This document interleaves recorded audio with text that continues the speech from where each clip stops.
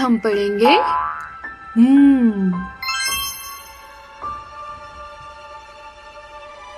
वाह पिंकी, तुमने कितनी प्यारी तस्वीर बनाई है। जोजो, ये वही जजीरा है जिस पर जाने के ख्वाब में हर वक्त देखती रहती हूँ। एक दफा का जिक्र है कि एक बूढ़ा बाबा परेशान सड़क पर चल रहा था। उस बाबा को खांसी की बीमारी थी और वो खांस के तंग आ चुका था।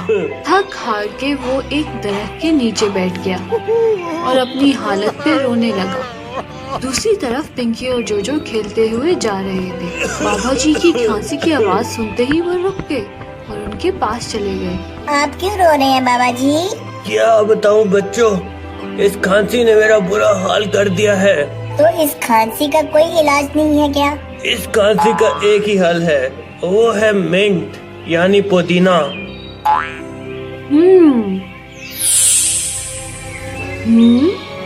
मिंट।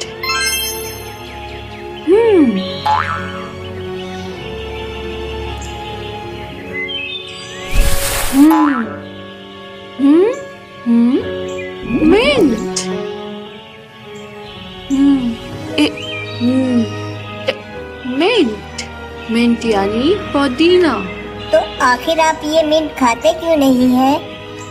ये कोई आम मिंट नहीं है, बल्कि मिंट का एक खास शरबत है जो कि मेरी पहुंच से बहुत दूर है। लेकिन क्यों? मैं तुम लोगों को एक किस्सा सुनाता हूँ। हमारे शहर में एक मशहूर जादूगरनी रहती थी और वो जादूगरनी मिंट का एक खास शरबत बनाया करती थी जिससे खांसी बिल्कुल दूर हो जाती थी। मैं उस जमाने में जवान था, लेकिन मुझे यही खांसी की बीमारी उस वक्त भी थी। इसके इलाज के लिए मैं एक दिन जादूगरनी के पास गया तो उसने मुझे वो खास शरबत दिया जिससे मेरी बीमारी गायब होगी। मगर एक दिन शहर में तेज आंधी और तूफान आया और बदकिस्मती से जादूगरनी के घर पर जोरदार बिजली गिरी, जिसकी वजह से उसका घर तहस नहस होके रह गया। जब मैं उस रात उससे मिला तो उसने मुझे एक मैप यानी नक्शा दिया और कहने लगी कि मैं दूर एक जजीरे पर जा रही हूँ और अब वहीं रहूंगी। अगर तुम्हें कभी भी मेरी जरूरत पड़ी तो इस मैप की मदद से मुझ तक पहुंच जाना। और इस तरह 10 साल गुजर गए। बदकिस्मती से मेरी बीमारी वापस आ गई है, लेकिन मैं इतना बूढ़ा हो गया हूँ कि मुझ में विच तक पहुँचने की हिम्मत नहीं है। क्या तुम लोग मेरी मदद कर सकते हो? मैं तुम लोगों का बहुत शुक्रगुजार रहूंगा। अब पिंकी और जोजो सोचने लगे। बाबा जी ने दोनों को मैप खोल के दिखाया। इस वक्त तुम दोनों यहाँ खड़े हो। इस रास्ते पे चलते जाओगे तो तुम लोगों को एक जंगल नजर आएगा जहाँ पर एक खतरनाक भालू रहता है। वो भालू तुम लोगों को जंगल पार करने का मौका नहीं देगा। उस भालू से बचने के लिए तुम लोगों को इस जादुई मैट की जरूरत पड़ेगी। कुछ देर इंतजार करना, वो मैट खुद तुम लोगों के पास आ जाएगा। लेकिन ये मैट सिर्फ जंगल पार करने की हद तक ही रहेगा। इसके बाद तुम लोग एक समुंदर के किनारे पहुंच जाओगे जहाँ पर कोई ना कोई कश्ती जरूर मौजूद होगी। लेकिन कश्ती को ध्यान से चलाना, रास्ते में बर्फानी गोले भी आ सकते हैं। आखिर में तुम लोग एक जजीरे पर पहुंच जाओगे जहाँ पर वही जादूगरनी रहती है। तो बच्चों, उम्मीद है कि तुम्हें इस मैप की समझ आ गई होगी।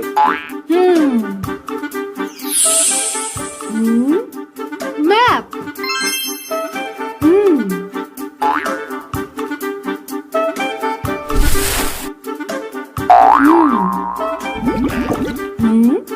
मैप।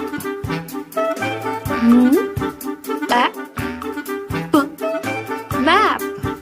मैप यानी नक्शा। बाबा जी ने दोनों को जाने से पहले एक दूरबीन भी दी और कहा कि ये तुम्हारे काम आएगी। दोनों नक्शे के बताए हुए रास्ते पर चलते गए। चलते चलते वो एक ऐसी जगह पर रुके जहाँ दूर से किसी जंगली भालू की ऊंची ऊंची आवाजें आने लगी। जब जोजो ने अपनी दूरबीन से देखा तो उसको वो भालू अपने शिकार के इंतजार में चलता नजर आया। देख के जोजो डर गया और अब इस जादुई मैट का इंतजार करने लगा। इतने में आसमान पर देखा तो उनको एक नीले रंग का खूबसूरत सा मैट लहराता हुआ नजर आया। मैट।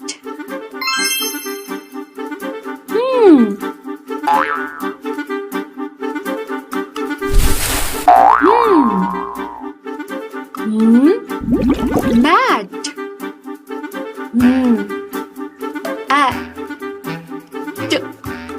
मैट। मैट यानी कालीन। पिंकी और जोजो दोनों मजे से मैट पर चढ़ के बैठ गए और मैट उनको उड़ाता हुआ वहाँ से ले गया।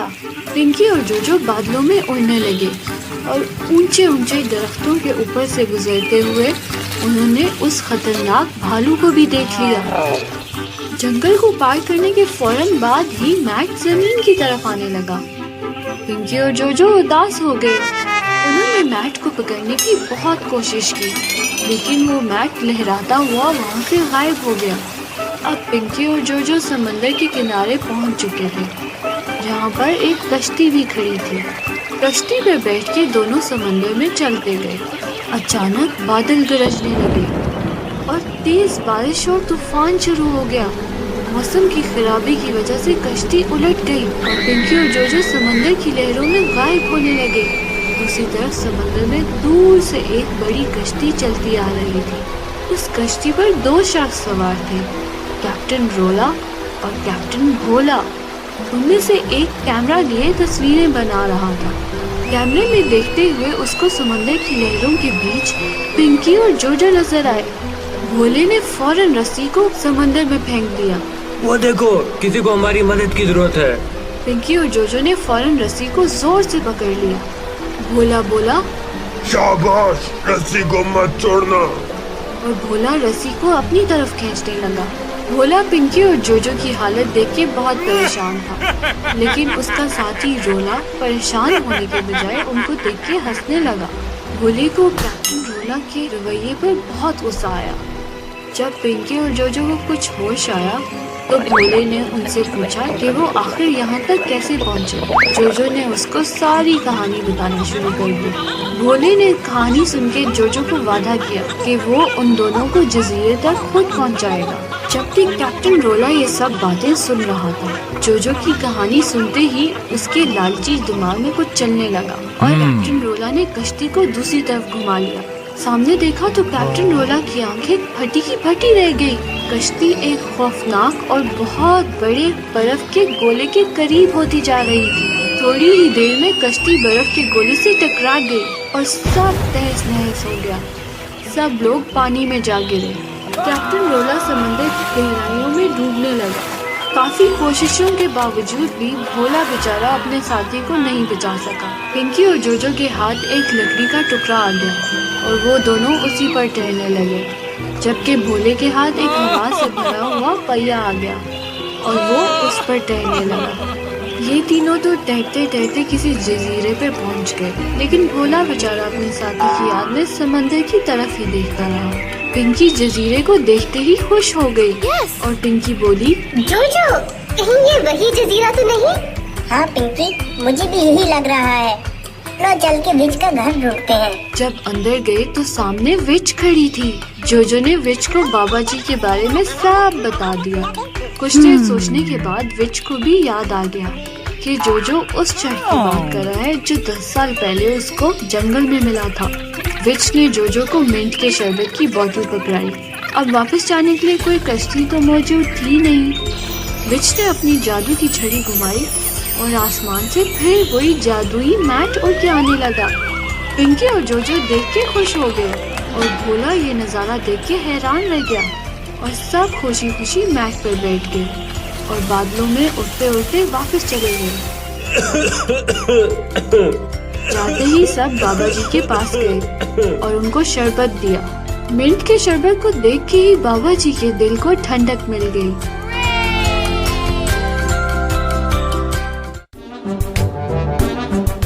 तो आज हमने पढ़ा है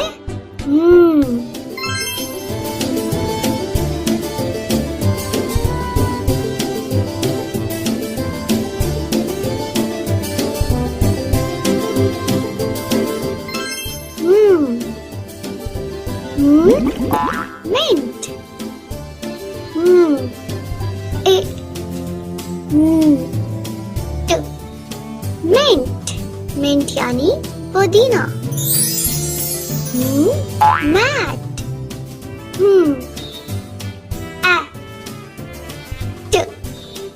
मैट, मैट यानी कालीन। मैप,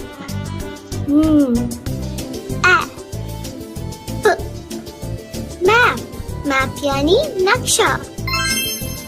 तो ये था आज का लेसन। अगले लेसन में दोबारा मिलेंगे। अल्लाह हाफिज।